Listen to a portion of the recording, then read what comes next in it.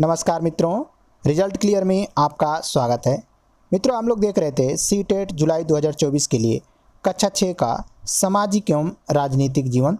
तो आज इसमें अध्याय 5 है। अध्याय 5 का नाम है गांव का प्रशासन। भारत में 6 लाख से अधिक गांव हैं। उसकी पानी, बिजली, सड़क आदि की ज़रूरतों को पूरा करना कोई आसान काम नहीं है। तो मित्रों, आप सोच सकते हैं कि भारत में 6 लाख से अधिक गांव हैं, जिसमें पानी की आवश्यकता होगी, बिजली की आवश्यकता होगी, सड़क की आवश्यकता आदि की जो ज़रूरतें चीज़ें हैं उनको पूरा करने में कोई आसान काम नहीं है। इसके अलावा ज़मीन के दस्तावेज का रख रखाव रखना पड़ता है। तो मित्रों, गांव में जो ज़मीनें होती हैं उन ज़मीनों के दस्तावेज़ों का रख रखाव करना भी पड़ता है और आपसी विवादों को भी निपटाने की ज़रूरत पड़ती है। तो मित्रों, आप सोच सकते हैं कि गाँवों में बहुत अधिक झगड़े होते हैं, तो उन विवादों को निपटाने के लिए काफ़ी हद तक प्रशासन की आवश्यकता होती है। इन सब की व्यवस्था के लिए गांव का प्रशासनिक ढांचा होता है। तो मित्रों, इन सब व्यवस्थाओं को पूरा करने के लिए गांव का प्रशासनिक ढांचा काम करता है। अब देखते हैं मित्रों, पुलिस थाने का क्षेत्र। हर पुलिस थाने का एक कार्य क्षेत्र होता है। तो मित्रों, जितने भी पुलिस थाने होते हैं उनका क्षेत्र बटा हुआ होता है जो उसके नियंत्रण में होता है। लोग उस क्षेत्र में हुई चोरी, दुर्घटना, मारपीट, झगड़े आदि की रिपोर्ट उसी थाने में लिखवा सकते हैं। तो मित्रों, उस थाने के क्षेत्र में जो लोग भी आते हैं उस क्षेत्र में हुई चोरी के बारे में, दुर्घटना के बारे में, मारपीट, झगड़े आदि की जो रिपोर्ट होती है उस थाने में जा कर के लिखवा सकते हैं। यह वहाँ के थानेदार की जिम्मेदारी होती है कि वह लोगों से घटना के बारे में पूछताछ करे, जांच पड़ताल करे और अपने क्षेत्र के अंदर के मामलों पर कार्रवाई करे। तो मित्रों, जो थाना अध्यक्ष होता है उसकी वह जिम्मेदारी होती है कि वह लोगों से उस घटना के बारे में पूछताछ कर सकता है, जांच पड़ताल कर सकता है और अपने क्षेत्र के अंदर के मामलों पर कार्रवाई कर सकता है। अब देखते हैं राजस्व विभाग का काम। ज़मीन को नापना और उसका रिकॉर्ड रखना पटवारी का मुख्य काम होता है। तो गांव में जो ज़मीन होती है उसको नापने का काम और उसका रिकॉर्ड रखने का काम पटवारी का मुख्य काम होता है। अलग अलग राज्यों में पटवारी को अलग अलग नाम से जानते हैं। किसी राज्य में इसको पटवारी कहा जाता है, तो किसी राज्य में लेखपाल कहा जाता है, तो किसी राज्य में कर्मचारी कहा जाता है, तो किसी राज्य में ग्रामीण अधिकारी कहा जाता है, तो किसी राज्य में कानगो कहा जाता है। प्रत्येक पटवारी कुछ गांव के लिए जिम्मेदार होता है, जो खसरा यानी रजिस्टर के माध्यम से उस गांव के लोगों की ज़मीन का रिकॉर्ड रखता है। तो जो प्रत्येक पटवारी होते हैं मित्रों, उसको कुछ गांव की जिम्मेदारी दे दी जाती है और उस गांव में जितनी ज़मीनें होती हैं उनका खसरा अर्थात रजिस्टर के माध्यम से उनका रिकॉर्ड रखता है। आमतौर पर पटवारियों के पास खेत नापने के लिए अलग अलग तरीके होते हैं। तो मित्रों, जो लेखपाल होते हैं उनके पास खेत नापने के अलग अलग तरीके होते हैं। कई जगहों पर एक लंबी लोहे की जंजीर का इस्तेमाल करते हैं, इसे जरीब कहते हैं। तो मित्रों, कई जो जगह पर ज़मीन को नापने के लिए एक लंबी लोहे की जंजीर होती है जिसको जरीब कहते हैं और इसी जरीब के माध्यम से खेतों को नापते हैं। पटवारी किसानों से भूमि कर भी इकट्ठा करता है और सरकार को अपने क्षेत्र में उगने वाली फसलों के बारे में जानकारी देता है। तो मित्रों, जो पटवारी अर्थात लेखपाल होता है वह किसानों से भूमि कर भी इकट्ठा करता है और सरकार को उस क्षेत्र में जितने भी फसलें उगी होती हैं उन फसलों के बारे में जानकारी देता है।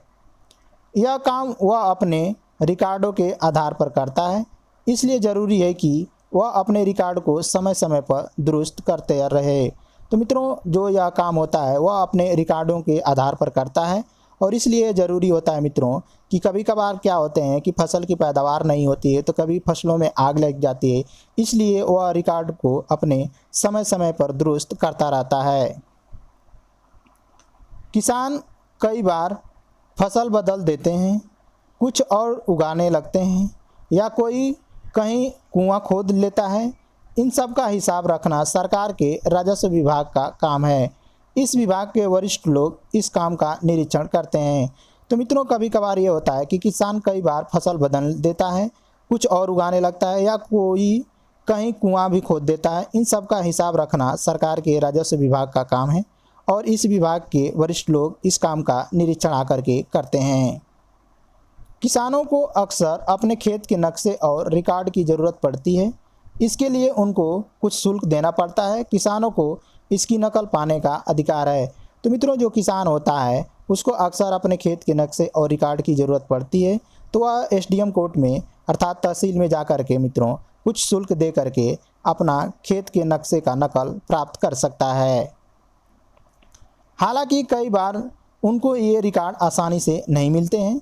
लोगों को इसको हासिल करने में कई मुश्किलों का सामना करना पड़ता है। लेकिन मित्रों, कई बार ऐसा हो जाता है कि ये रिकॉर्ड आसानी से नहीं मिलते हैं और लोगों को कई मुश्किलों का सामना करना पड़ता है। कई राज्यों में ये सारे रिकॉर्ड कंप्यूटर में डालकर पंचायत के दफ्तर में रख दिए गए हैं ताकि वे आसानी से लोगों को उपलब्ध हो सकें और नई सूचनाओं के अनुसार नियमित रूप से दुरुस्त होते रहें। भारत में सभी राज्य जिलों में बटे हुए हैं। ज़मीन से जुड़े मामलों की व्यवस्था के लिए इन जिलों को और भी छोटे खंडों में बांट दिया जाता है। तो मित्रों, भारत में देख सकते हैं कि 28 राज्य और 8 केंद्र शासित प्रदेश हैं। तो इन राज्यों को फिर से जिलों में बांट दिया जाता है और ज़मीन से जुड़े मामलों की व्यवस्था को देखने के लिए इन जिलों को भी कई छोटे छोटे खंडों में बांट दिया जाता है। जिला के उपखंडों को कई नामों से जाना जाता है। तो मित्रों, जिले को कई उपखंडों में बांट दिया जाता है जिसको कई नामों से जानते हैं, जैसे देख सकते हैं तहसील, तालुका इत्यादि। सबसे ऊपर जिलाधिकारी अर्थात डीएम होता है और उसके नीचे तहसीलदार अर्थात एसडीएम होता है। उन्हें विभिन्न मामलों को निपटाना होता है। तो मित्रों, जिले का सबसे जो बड़ा अधिकारी होता है वह जिलाधिकारी होता है जिसको डीएम कहते हैं और उसके नीचे तहसीलदार अर्थात एसडीएम होता है जो विभिन्न मामलों को निपटाते हैं। वे पटवारी के काम का निरीक्षण करते हैं और सुनिश्चित करते हैं कि रिकॉर्ड सही ढंग से रखे जाएं और राजस्व इकट्ठा होता रहे। वे यह भी देखते हैं कि किसानों को अपने रिकॉर्ड की नकल आसानी से मिल जाए। तो मित्रों, जो डीएम और एसडीएम होते हैं वे ये भी देखते हैं कि किसानों को अपने रिकॉर्ड की नकल आसानी से मिल सके। वे विद्यार्थियों को ज़रूरत पड़ने पर जात प्रमाण पत्र आदि भी जारी करते हैं। तो मित्रों, आप देख सकते हैं कि जात प्रमाण पत्र, निवास प्रमाण पत्र अगर किसी विद्यार्थी को बनवाना हो तो वह एसडीएम कोर्ट जा सकता है अर्थात तहसील से जाकर के प्राप्त कर सकता है या जिले से भी जाकर के वह बनवा सकता है। तहसीलदार के दफ्तर में ज़मीन से जुड़े विवाद के मामले सुने जाते हैं। तो मित्रों, जान सकते हैं आप कि तहसीलदार के जो दफ्तर होते हैं वह ज़मीन से जुड़े विवाद सुने जाते हैं। अब देखते हैं एक नया कानून अर्थात हिंदू अधिनियम धारा 2005। इस नए कानून के मुताबिक हिंदू परिवारों में बेटों, बेटियों और उनकी मां को ज़मीन में बराबर हिस्सा मिलता है। यह कानून सभी राज्यों और केंद्र शासित प्रदेशों में लागू होगा।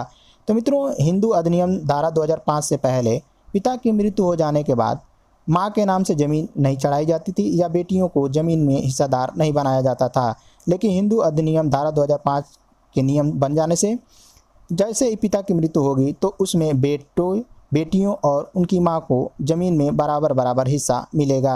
तो यह कानून जो मित्रों सभी राज्यों और केंद्र शासित प्रदेशों में लागू हो गया है। तो मित्रों थे आज के प्रमुख वीडियो। मिलते हैं अगले वीडियो में, तब तक के लिए नमस्कार।